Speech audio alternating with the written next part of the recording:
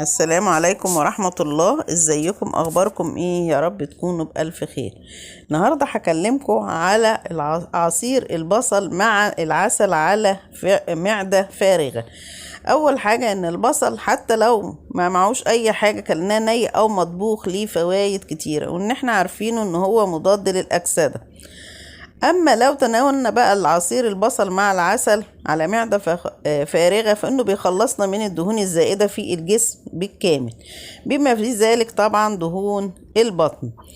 ولو قلنا ازاي نعمل عصير البصل والعسل لفقدان الوزن، هنجيب بصلة كبيرة ونحط عليه ونقطعها طبعا ونحط عليها مية، ونبتدي نحط عليها معلقة او معلقتين من العسل ونحطه في الخلاط ونبتدي نضربه، بعدين نبتدي نصفيه بمصفاه ونبتدي ناخد منه على الريق.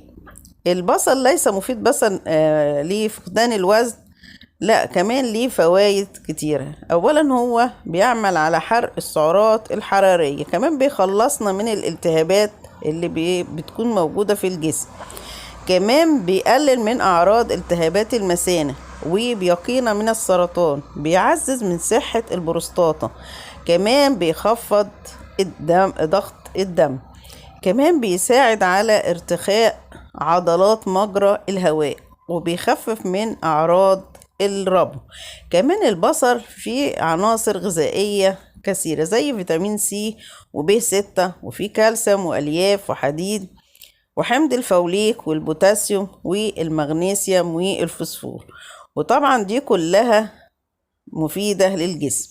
كمان الألياف الموجودة في البصل دي بتساعد على الهضم الجيد، وكمان لما بنتناول منه المزيد بيشعرنا بالشبع لفترة طويلة، وبيحافظ على الجوع، مما يساعد في تناول كميات أقل والتحكم في الوزن.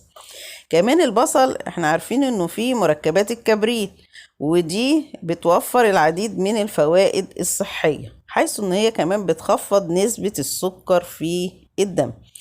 تناول عصير البصل مع العسل بيشفي من الحمى وكمان من البرد والسعال على الفور. كمان بيساعد ايضا في علاج حب الشباب والتهابات الجلد التهابات الجلد الاخرى. وده كان فيديو النهاردة، يا رب ينول اعجابكم. ما تنسونيش في اللايك والشير والسبسكرايب، واشوفكم دايما بألف خير، والسلام عليكم ورحمة الله.